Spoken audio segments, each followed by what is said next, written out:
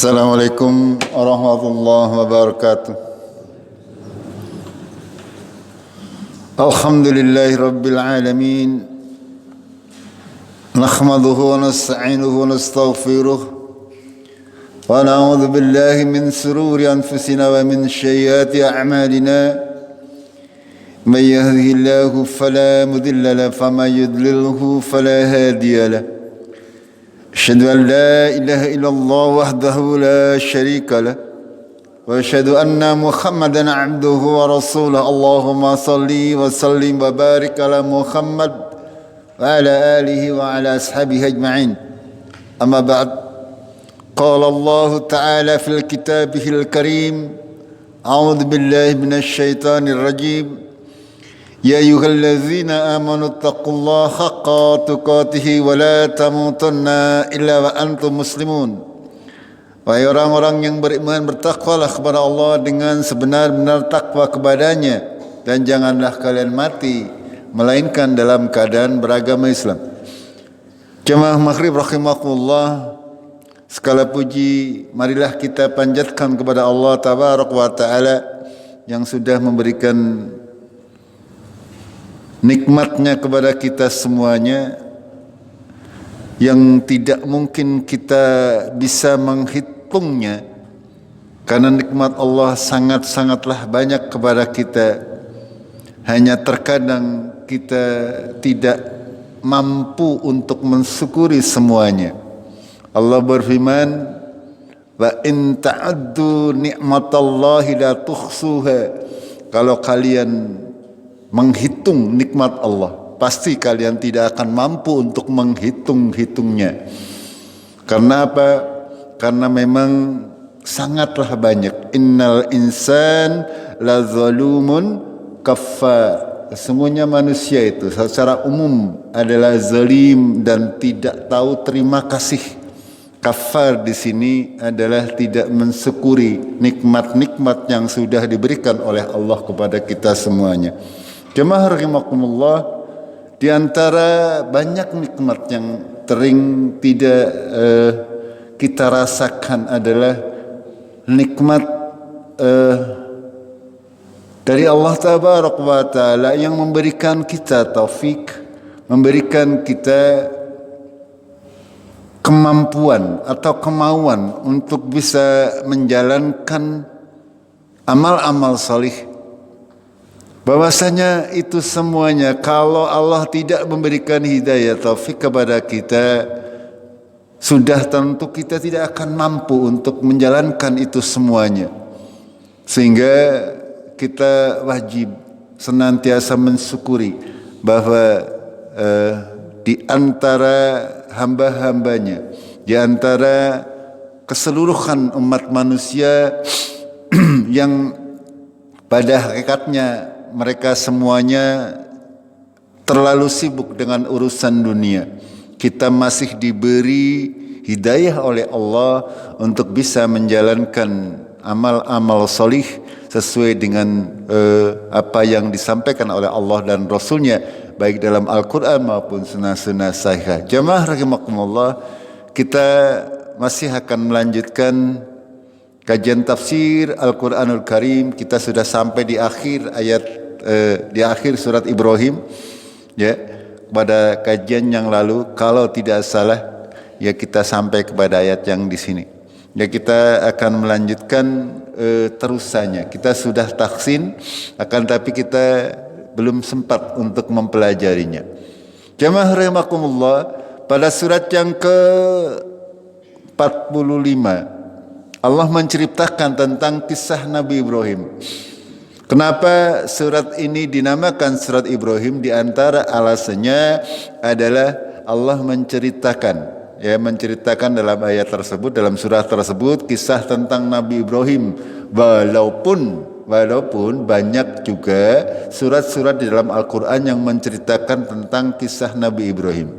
Allah tabaraka wa ta'ala dengan hikmah dan ilmunya tidak menceritakan kisah-kisah kehidupan umat manusia dalam satu surat khusus. Akan tapi biasanya Allah memenggal-menggal kisah tersebut. Hikmahnya Allahu a'lam. Hanya Allah yang tahu. Hanya kisah yang sangat panjang sudah kita pelajari, yaitu pada kisah Nabi Yusuf. Ya, Allah menurunkan surat khusus Nabi Yusuf yang hampir keseluruhan isinya menceritakan tentang kisah Nabi Yusuf alaihissalam. Akan tapi untuk nabi-nabi yang lain Allah tidak mengkhususkan, akan tapi terpisah. Kita contoh di sini surat Ibrahim, suratnya jumlahnya adalah sekitar 50-an ayat, 52. Akan tapi Allah menceritakan Nabi Ibrahim dalam beberapa ayat saja. Secara umum seperti itu. Dan kelengkapan ceritanya akan bisa kita dapati kalau kita mempelajarinya secara keseluruhan daripada Al-Quran, sehingga akan tersusun sebuah sejarah yang lengkap. Ini para ulama seperti itu. Ya, ketika membawakan kisah Nabi Ibrahim sudah barang tentu dasar yang paling sahih adalah dari Al-Quranul Karim. Ya, kalau dari cerita-cerita orang-orang itu tidak akan bisa kita percayai. Ya, terkait kehidupan masa lampau, ya terkait sejarah kehidupan manusia, itu kalau itu beritanya dari manusia sudah barang tentu tidak bisa kita percayai 100%. Akan tapi kalau itu datang dari Al-Quran dan hadis-hadis yang sahih, kita yakini bahwa itu semuanya merupakan sebuah kebenaran. Ya, berbeda dengan kisah yang diceritakan oleh nenek moyang kita. Ya, kalau bercerita tentang misalnya ada cerita maling kundang. Maling kundang ceritanya pripun?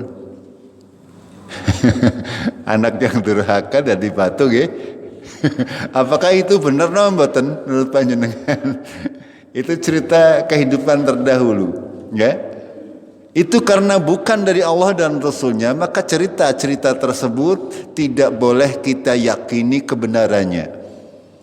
Ya, begitu juga cerita misalnya tentang kehidupan Wali Songo, ya. Misalnya, ya, ada seorang wali yang ketika harus menempuh kewaliannya harus dengan bertapa di pinggir kali selama 15 tahun katanya. Makanya disebut Sunan Jaga Kali, napa kali jaga? Jaga kali jaga, karena sudah bertapa selama 15 tahun di pinggir sungai. Ya, padahal kaum muslimin, seorang muslim itu mempunyai kewajiban untuk sholat, untuk puasa. Bahkan Nabi SAW tidak pernah. Ya, itu. Ini cerita-cerita seperti ini adalah sesuatu yang tidak boleh kita imani, karena ini bertentangan dengan isi Al-Quran dan As-Sunnah. Itu. Akan tapi kalau cerita-cerita yang disampaikan oleh Allah dalam Al-Quran pasti benar adanya. Itu. Kita mulai. Dari mulai surat yang ke-45. Allah menceritakan terkait Nabi Ibrahim. Kita sudah pernah menyampaikan dalam tafsir surat Al-Baqarah kalau nggak salah, ya, bahwasanya Nabi Ibrahim itu mempunyai 2 orang istri, nggih? Sarah dan Hajar. Istri tuanya adalah Sarah, istri mudanya adalah Hajar. Ya, ketika Nabi Ibrahim itu adalah menikah, beliau ini tidak punya keturunan sampai usia yang sudah lanjut. Ya, akan tetapi Allah memberikan anugerahnya, memberikan nikmatnya, memberikan ayat-ayatnya. Di usia yang sudah lanjut, Nabi Ibrahim qadarullah mempunyai anak dari istri yang kedua, yaitu Hajar. Dan beliau mempunyai anak yang bernama Ismail. Ya, ketika beliau mempunyai anak yang bernama Ismail, ketika Ismail masih bayi, beliau membawa Ismail dan Hajar ke Mekah Al-Mukarramah pada saat itu. Pada waktu itu belum ada Ka'bah. Ka'bah masih hanya ada pondasinya saja. Sehingga Hajar dan Ismail dibawa hijrah oleh Nabi Ibrahim ke Ka'bah, ke Mekah gitu. Dari mana? Yaitu dari dahulu Nabi Ibrahim itu tinggalnya di Palestina sekarang, ya, di Palestina sekarang. Ya, qadarullah ketika Nabi Ismail sudah lahir, Hajar juga sudah melahirkan, ini Sarah ketularan hamil itu. Sama-sama usianya sudah tua, ya. Nabi Israel lahir, lalu nggak berapa lama itu Nabi Ishak lahir. Nabi Ishak ini, Nabi Ismail yang ini yang akan menurunkan Nabi kita Muhammad sallallahu alaihi wasallam dari keturunannya. Itu. Sedangkan Nabi Ishak nanti akan menurunkan nabi-nabi dari Bani Israel. Itu. Di antaranya Nabi Ishak itu mempunyai anak namanya Yakub. Yakub ini yang disebut Israel, dan turunnya Nabi Yakub ini yang akan banyak diceritakan oleh Allah Tabaraka wa Taala, yang diistilahkan oleh Allah dengan Bani Israel. Di antara mereka banyak sekali keturunan-keturunannya yang diangkat oleh Allah, dimuliakan oleh Allah sebagai nabi dan rasul. Karena memang Bani Israel ini dilebihkan oleh Allah, ya, dilebihkan secara dibandingkan dengan manusia-manusia yang lain pada saat itu. Jemaah rahimakumullah, faedah utama yang dapat kita pelajari dari sejarah umat manusia, bahwasanya ketika kita ini berusaha menjadi orang yang salih, berusaha menjadi orang yang baik, Allah pasti akan menjaga keturunan kita menjadi orang-orang yang salih dan baik. Akan tetapi kalau kita tidak menjaganya, maka Allah juga tidak akan menjaga. Makanya panjenengan mungkin di daerah Lumbir ini dari zaman dahulu kala, alhamdulillah, ya, orang-orang tua kita di daerah kita ini, ya, orang-orang tua yang salih, sehingga mungkin dari doa-doa mereka kita keturunannya alhamdulillah masih diberi keimanan kepada Allah Tabaraka wa Ta'ala. Dan ini harus kita lestarikan, harus kita jaga, harus kita pupuk, sehingga keturunan-keturunan kita kalau misalkan 30 tahun atau 40 tahun ke depan, kalau masih ada, ya, buminya maksudnya belum kiamat, ya, kita wallahu alam kita tidak tahu kira-kira masjid ini esih rame napa mboten. Ya, kita wallahu alam tidak tahu. Akan tetapi kalau kita berusaha hari ini menjadi orang salih, maka kita akan dijaga keturunan kita oleh Allah Tabaraka wa Ta'ala. Itu seperti itu. Ini kita belajar dari kisah-kisah umat terdahulu. Ya. Dalam surat yang ke-45 Allah berfirman, A'udzubillahi minasyaitonirrajim, wa idz qala Ibrahimu rabbi ij'al hadza balada aminan wajnubni wa baniya an na'budal asnam. Ya. Ketika Nabi Ibrahim dan Ismail dan Hajar hijrah ke Makkah Mukarramah, ya, beliau menempatkan Hajar dan Ismail di negeri yang tandus, ya, di negeri yang tandus dengan tidak meninggalkan apa-apa. Tidak meninggalkan, ya, hanya bekal makanan itu cukup untuk beberapa hari barangkali. Akan tapi benar-benar Allah menitipkan Hajar dan Ismail kepada Allah Tabaraka wa Ta'ala. Itu. Makanya ketika persediaan air sudah habis, makanan juga sudah habis, sementara Ismail kecil, bayinya Ismail itu meraung nangis minta makan, ya. Ibu Hajar ini beliau berlari-lari di antara bukit Safa dan Marwah, gitu. Untuk mencari apa? Untuk mencari rombongan musafir, barangkali ada yang mencari air. Itu seperti itu sejarah kenapa syariatkan kita untuk melakukan sya'i di antara bukit Safa dan Marwah. Itu. Beliau Nabi Ibrahim alaihissalam, ya, pertama menempatkan keluarganya, beliau berdoa, Rabbi ja'al hadzal balada aminan. Ya Allah, Tuhanku, jadikanlah negeri ini sebagai balada aminan, yaitu negeri yang aman, negeri yang aman. Ya, sampai hari ini alhamdulillah, qadarullah, dengan doanya Nabi Ibrahim, negeri Mekah ya, Al-Mukarramah sebagai negeri barangkali yang paling aman di dunia. Barangkali ya, walaupun mungkin ada tempat-tempatan yang aman, akan tapi di Mekah sampai hari ini ya, sampai hari ini masih aman. Ya, panjenengan misalnya di Mekah itu naruh emas di jalan tidak ada yang berani mengambil. Itu ya, itu apalagi misalnya ada kendaraan diparkir, tidak ada yang berani ngotik-ngotik. Itu di sana ya, orang ketika Jumatan semuanya tutup ya, ditinggal bring ya, tidak ada yang ya mungkin ada satu dua ya, akan tapi secara umum itu adalah aman. Itu seperti itu ya. Dan ini salah satunya barangkali adalah berkat doa Nabi Ibrahim. Apa berikutnya? Wajudubni wa baniya an na'budal asnam, dan jauhkanlah aku dan baniya, keturunanku, dari menyembah berhala.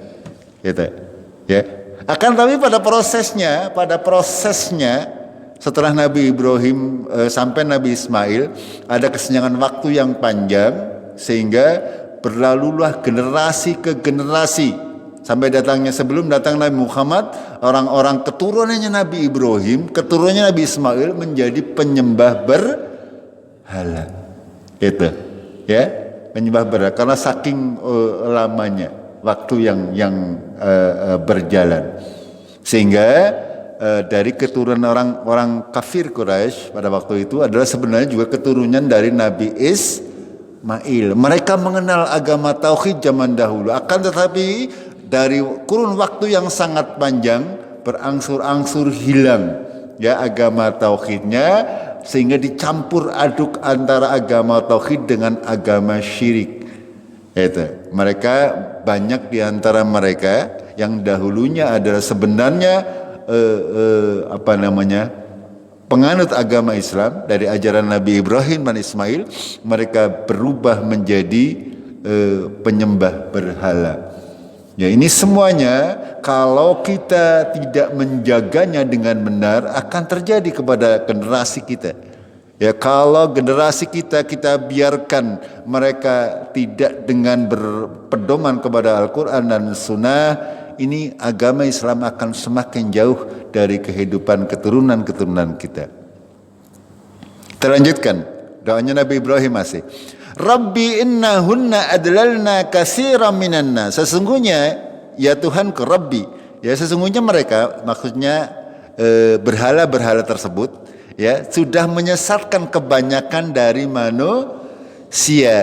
Faman tabi'ani fa innahu minni. Barang siapa di antara mereka adalah mereka mengikutiku, mengikuti Nabi Ibrahim, Nabi Ismail, maka mereka termasuk dari golonganku. Wa man asani, barang siapa mendurhakaiku, fa innaka ghafurur rahim, maka sesungguhnya engkau maha pengampun lagi maha penyayang. Itu jemaah rahimakumullah. Ketika kita melakukan ibadah kepada Allah ya, kita jangan lupa untuk senantiasa memohon kepada Allah agar diberi keturunan yang salih dan salihah. Senantiasa meminta kepada Allah yang utama adalah diberi anak cucu, adalah orang-orang yang senantiasa mendirikan salat. Ini ya, yang tidak muluk-muluk. Kalau urusan dunia Allah akan mengikuti ya. Untuk urusan dunia insyaallah akan mengikuti kalau kita senantiasa berada di jalan Allah tabaraka wa taala, ya tidak usah khawatir dengan kehidupan dunia. Allah akan memberikan itu semuanya. Akan tapi yang paling utama, yang paling penting adalah bahwasanya anak-anak kita, keturunan kita menjadi anak-anak yang senantiasa mendirikan salat. Karena ini menjadi pondasinya, menjadi tiangnya agama. Ya, baik buruknya seorang itu adalah kita bisa melihat dari salatnya. Kita lanjutkan. Rabbana inni askantu min dzurriyyati. Ya Allah Tuhan kami, sungguhnya aku menempatkan dari keturunanku biwadin ghairi dzar'in, dengan sebuah tempat lembah, ya, wad itu lembah, yang ghairi dzar'in, yang tidak memiliki tumbuh-tumbuhan, yaitu di padang pasir. Ya, kalau orang biasa mana mungkin meninggalkan anak dan istrinya di padang pasir, orang anak wit-witan, bagaimana bisa hidup kelanjutannya. Akan tapi Nabi Ibrahim adalah kasih Allah. Dia melakukan itu semuanya berdasarkan wahyu. Panjenengan ya tidak boleh ya menempatkan anak istri panjenengan di hutan, bodoh kon dewek, tidak boleh. Ya terserah Gusti Allah lah pangannya apa. Tidak seperti itu. Ya kita masing-masing punya kapasitas yang berbeda dengan Nabi Ibrahim. Ya, Nabi Ibrahim ketika diperintah oleh Allah bahkan untuk menyembelih Ismail pun beliau lakukan. Ini karena hikmahnya akan diketahui setelah kejadian tersebut. Seperti bagaimana kisah Nabi Ibrahim ini. Ya, kalau misalnya Nabi Ibrahim dan Ismail tidak pindah ke Mekah, sudah barang tentu Ka'bahnya orang nana nggih. Gini betul? Ini kalau kita pikir sekarang, ya. Yaitu hikmah-hikmah diantara kenapa Allah memindah atau memerintahkan Nabi Ibrahim untuk menghijrahkan Hajar dan anaknya Ismail ke Mekah Al-Mukarramah. Gitu, ya. Nginda baitikal mukarram, di sisi rumahmu yang suci, ya, yang mulia. Baitikal mukarram artinya pada saat itu ketika Nabi Ibrahim sampai di Mekah, berarti Ka'bahnya sudah ada, walaupun bangunannya tidak ada, hanya tinggal pondasinya saja. Gitu. Ya, siapa yang membangun? Kira-kira dahulunya pondasinya wallahu alam. Tidak ada berita-berita sahih yang sampai kepada kita. Ya, para ulama tafsir ada yang mengatakan itu malaikat yang membangun atau yang lainnya, wallahu alam. Ya. Itu semua yang jelas ketika Nabi Ibrahim sampai di Mekah itu bangunan daripada Ka'bah itu pondasinya masih ada. Gitu. Hanya atapnya memang atasnya sudah tidak ada lagi.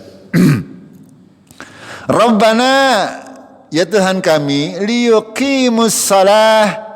Ya, yang pertama diminta oleh Nabi Ibrahim, liyuqimus salat, supaya mereka mendirikan salat. Ini penting sekali untuk senantiasa kita berdoa kepada Allah bahwasanya keturunan-keturunan kita menjadi keturunan-keturunan yang senantiasa mendirikan salat. Lalu berikutnya, faj'al af'idatam minan nasi tahwi ilaihim, dan jadikanlah hati-hati manusia itu condong kepada mereka. Ya, apa maknanya?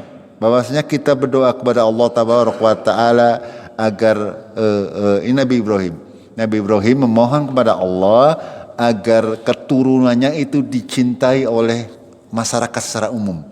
Ya, bukan dicintai karena hartanya, bukan dicintai karena ketampanannya atau kecantikannya, akan tetapi dicintai karena kebaikannya. Kita juga demikian, ya.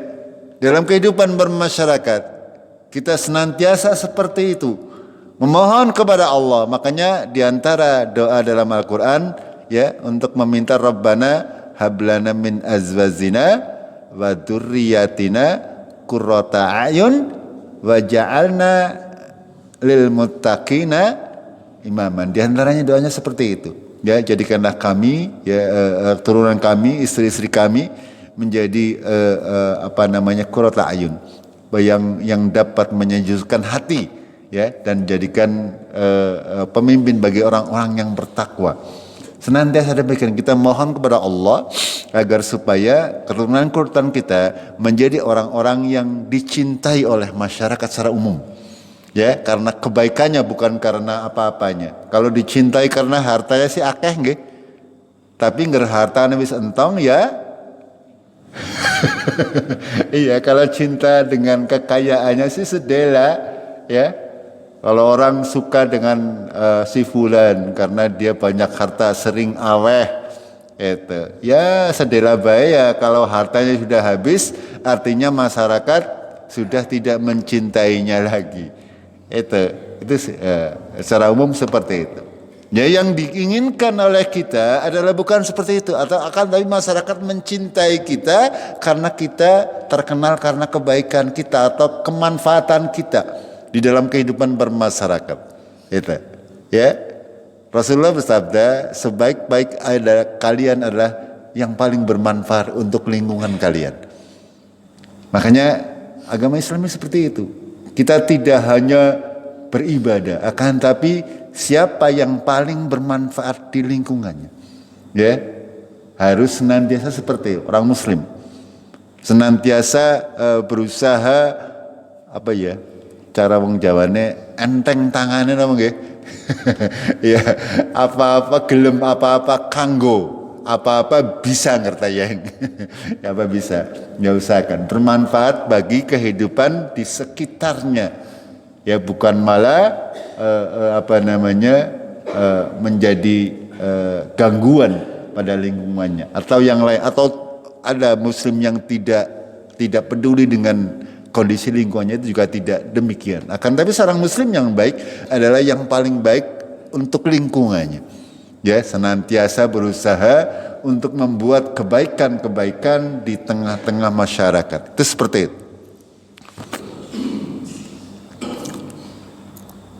Warzuqhum minas samarati la'allahum yashkurun, dan berilah mereka rezeki dari buah-buahan agar mereka bersyukur. Ya, dan ini doa Nabi Ibrahim ini ya, pada hari ini sudah diijabai. Ya, zaman dulu sih belum. Ya, akan lagi berangsur-angsur Allah mengijabai. Negeri Makkah Al-Mukarramah menjadi negeri yang aman, penduduknya juga hampir 100% adalah seorang muslim, ya, yang baik-baik kecuali yang tidak baik. Ya, kenapa saya bilang tidak baik? Ya, di Makkah pengalaman kita ke sana juga ada orang-orang yang berbuat kecurangan di sana. Itu, ya. Akan secara umum ya hampir 100% adalah orang-orang yang baik di sana. Mereka sebagian besar adalah orang-orang yang takut kepada hukum Allah. Sebagian kecil lagi mereka takut dengan hukum yang dilakukan di sana. Itu seperti itu. Ya.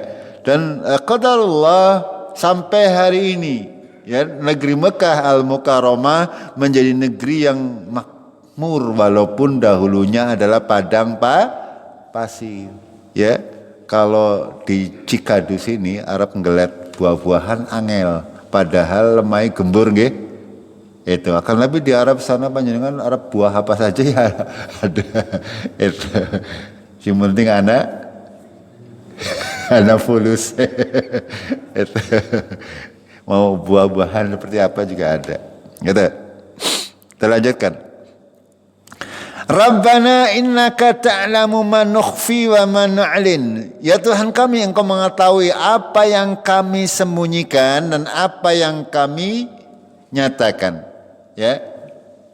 Kita kaum muslimin semestinya senantiasa harus senantiasa mempunyai akidah tentang Allah yang benar. Bahwasanya Allah itu mengetahui apapun yang ada dalam diri kita.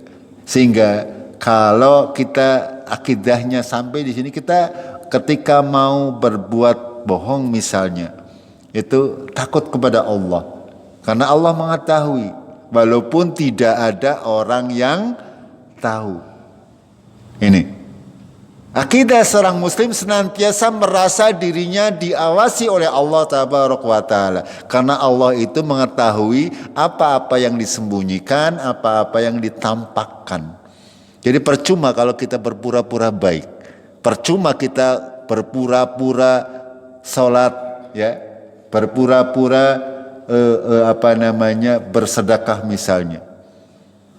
Itu percuma. Ya Allah mengetahui itu semuanya. Kalau kita seorang muslim kok berpura-pura misalkan sholat hanya untuk menutupi, mengikuti kajian hanya untuk menutupi, itu semuanya percuma. Allah mengetahui itu semuanya. Kita hanya akan memperoleh rasa capek, ya, dan membuang-buang waktu. Kita tidak akan memperoleh apa-apa. Makanya seorang muslim harus senantiasa mengikhlaskan niatnya. Ya, ingat bahwasanya Allah mengetahui apa-apa yang ada di dalam hati kita, di dalam dada kita. Wa ma yakhfa 'ala Allahi min syai' fil ardi wala fis sama. Tidak ada sesuatu yang tersembunyi, ya, atas Allah, sedikit pun juga di langit maupun di bumi maupun di langit.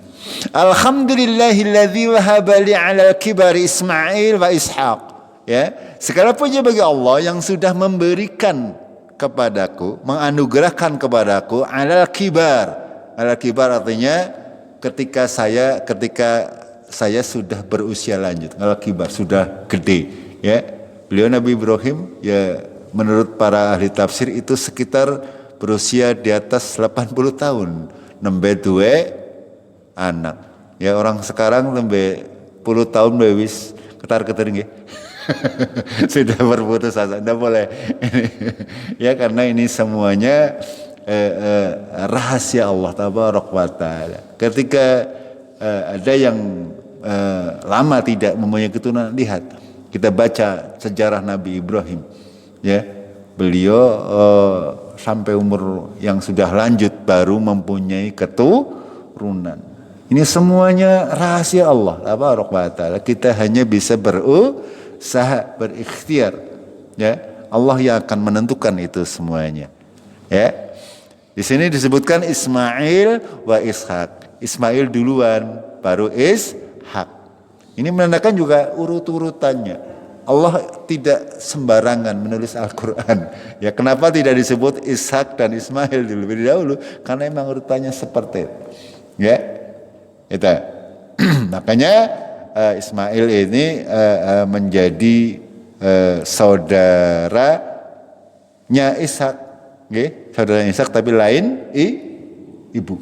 Gitu. Makanya di antara alasan orang Yahudi tidak mau beriman kepada Muhammad ini, ya, orang Yahudi, orang Bani Israel, mereka kepenginnya Nabi Muhammad itu dari keturunan Nabi Ishak. Akan tapi pada kenyataannya Allah yang mempunyai rencana Nabi Muhammad itu keturunan dari Nabi Ismail, sehingga mereka tidak mau keturunan budak, ya, katanya. Itu hajarkan dahulunya adalah budak yang dihadiahkan kepada Nabi Ibrahim, ya, makanya orang-orang Yahudi sekarang ini mereka menganggap keturunan Nabi Muhammad adalah keturunan budak. Itu diantaranya. Akan tapi itu semuanya sudah barang tentu karena faktor kedurhakaan mereka. Kalau orang-orang Yahudi dahulu, zaman dahulu, Bani Israil semuanya mengimani apa yang datang dari Allah dan Rasulnya. Akan tapi diantara mereka, ya, mereka beralasan seperti itu. Inna Rabbi lasami'ud du'a. Sesungguhnya Tuhanku sungguh maha mendengar doa. Ya. Ini maha mendengar. Allah itu maha mendengar. Allah itu mboten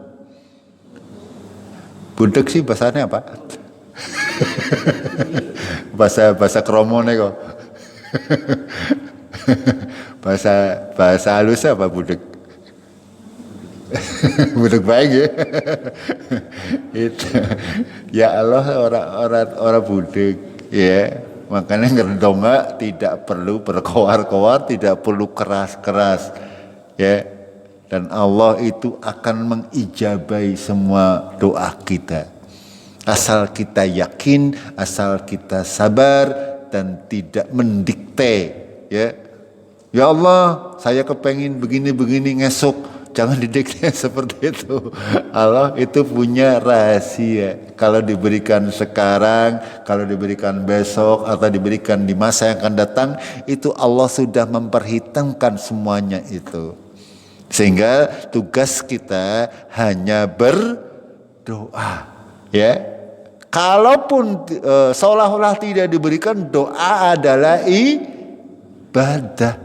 Donga tok bae oli pa budu bae mbora. Ya kita yakin akan diberi. Ya, kita akan diberi.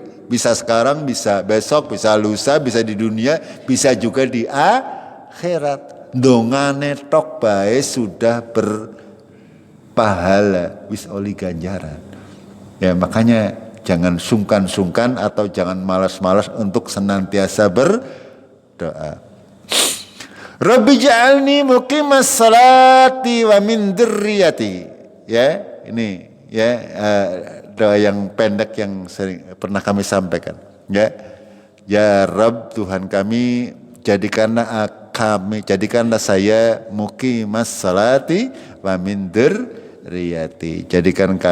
Jadikan saya orang-orang yang senantiasa mendirikan salat, dan juga keturunanku, jadikanlah mereka orang-orang yang senantiasa mendirikan salat. Ini doa yang pendek, yang mudah untuk dibaca, mudah dihafalkan. Monggo untuk senantiasa dihafalkan, dipraktekkan dalam sehari-hari kita. Ya, sering saya sampaikan ketika panjenengan sujud, imamnya hurung menyat, panjenengan aja kayak egat-egat menyat. Baca doa ini, Rabbi ij'alni muqimas salat wa min dzurriyyati, atau doa yang lain. Itu, ya. Tunggu Abah Imam Allahu Akbar selesai, panjenengan baru gerak. Ini masih penyakit yang susah untuk disembuhkan.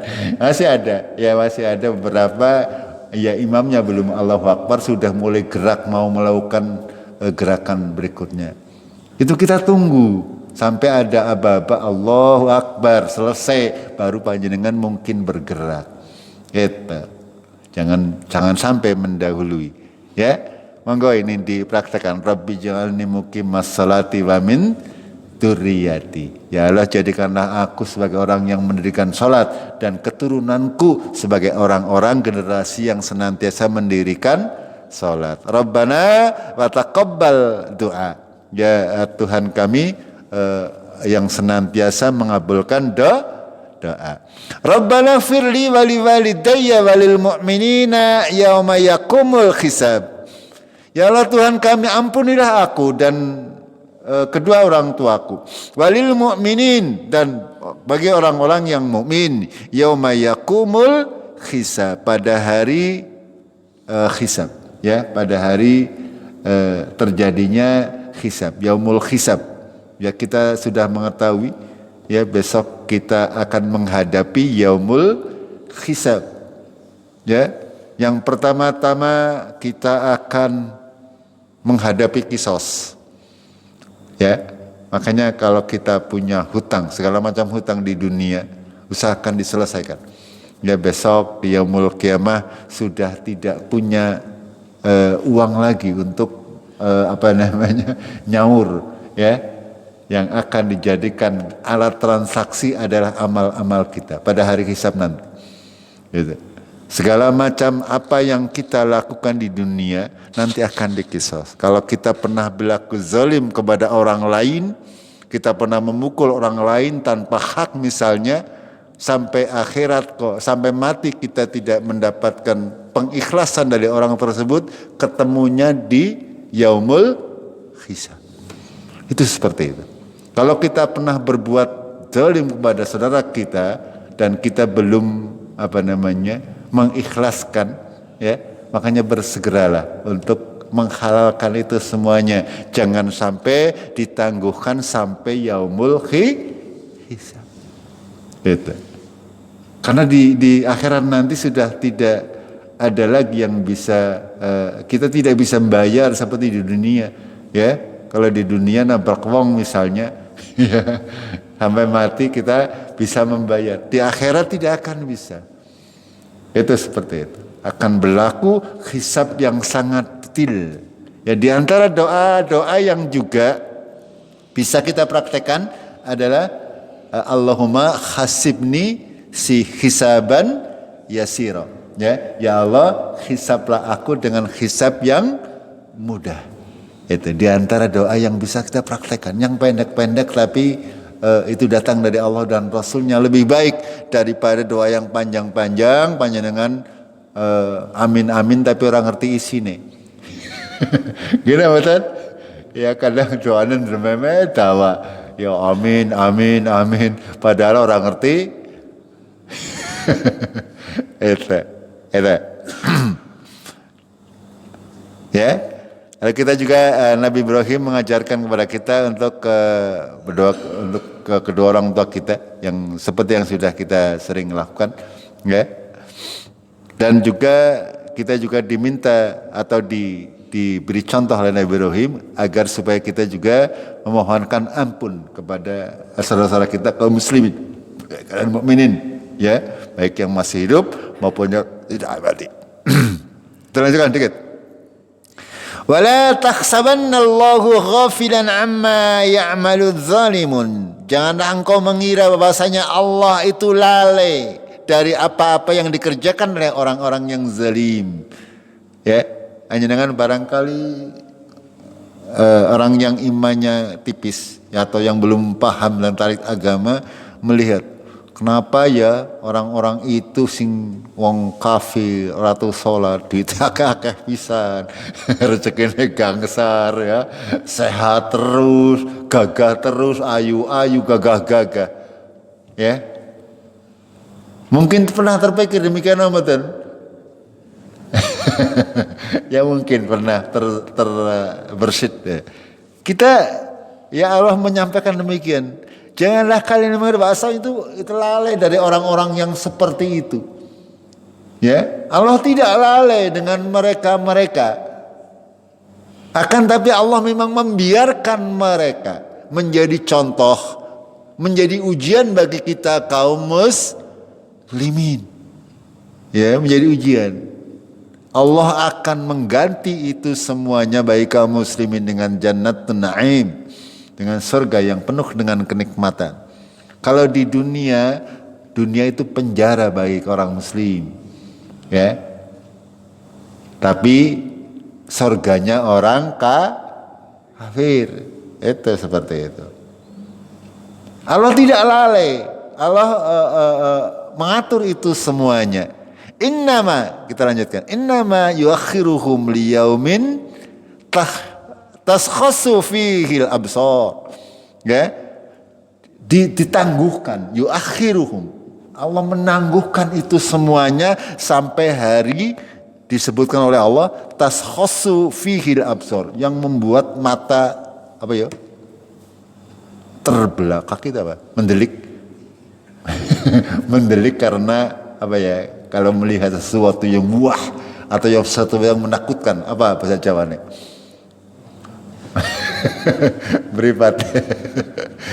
Apa bahasanya? Melihat kok tiba-tiba misalnya apa dengan dok ketemu macan gede.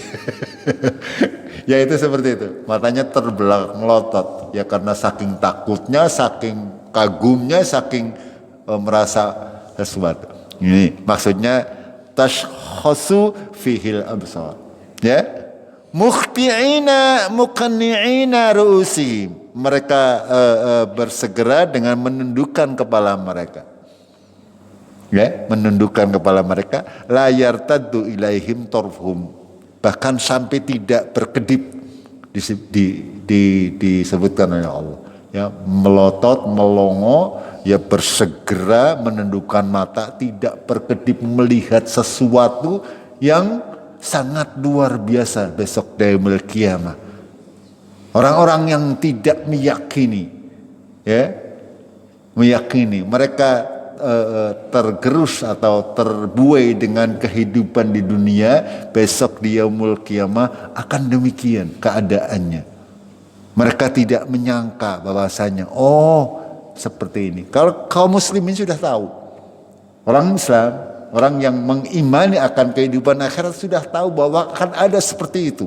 Akan ada padang mahsyar, akan ada sirat, ada sorga, ada neraka. Kita tahu. Dan gambarannya sudah sangat jelas, dijelaskan oleh Allah dan Rasulnya. Ya. Akan tapi kita juga sama sebenarnya nanti di yaumul qiyamah. Kita juga akan terbelakang seperti itu. Sangat takjub dengan kehidupan akhirat.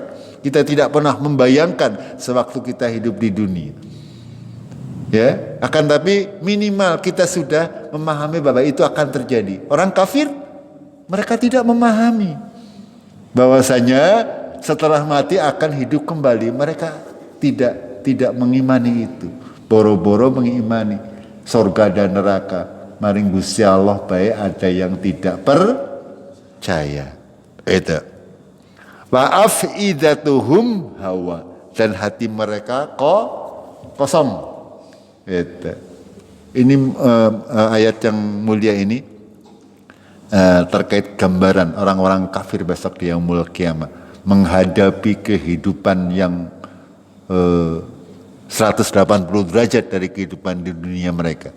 Walaupun di dunia mereka bergelimang harta, bergelimang kemewahan, ya, mereka bisa membeli apa yang mereka mau semuanya, kan? Tapi itu semuanya adalah karena Allah menangguhkan, Allah membiarkan, ya, agar supaya kehidupan di dunia berjalan sebagaimana mestinya. Makanya Allah menangguhkan itu semuanya, membiarkan mereka bergelimang dalam kehidupan di dunia. Jemaah rahimakumullah, sampai di sini dulu. Ya, mudah-mudahan yang sedikit ini bisa menambah keimanan kita kepada Allah Tabaraka wa Ta'ala, dan mudah-mudahan kita bisa istiqomah di dalam kebaikan-kebaikan, dalam amal-amal salih. Ya, khususan ya kita sudah memasuki bulan Sya'ban. Nggih, tanggal berapa ini Sya'bannya? Tanggal 2 atau tanggal 3 atau tanggal 4? Benar? 4 nggih. Ya, berarti sehabis Sya'ban kan Ramadan. Nggih, kita persiapkan diri kita ya untuk menghadapi bulan mulia, agar supaya kita bisa siap untuk meningkatkan amal-amal saleh kita di bulan yang dimuliakan oleh Allah Tabaraka wa Ta'ala. Kita akhiri dengan kafaratul majlis. Subhanakallahumma bihamdik, asyhadu an la ilaha illa anta, astaghfiruka wa atubu ilaik. Bila taufiq wal hidayah. Assalamualaikum warahmatullahi wabarakatuh.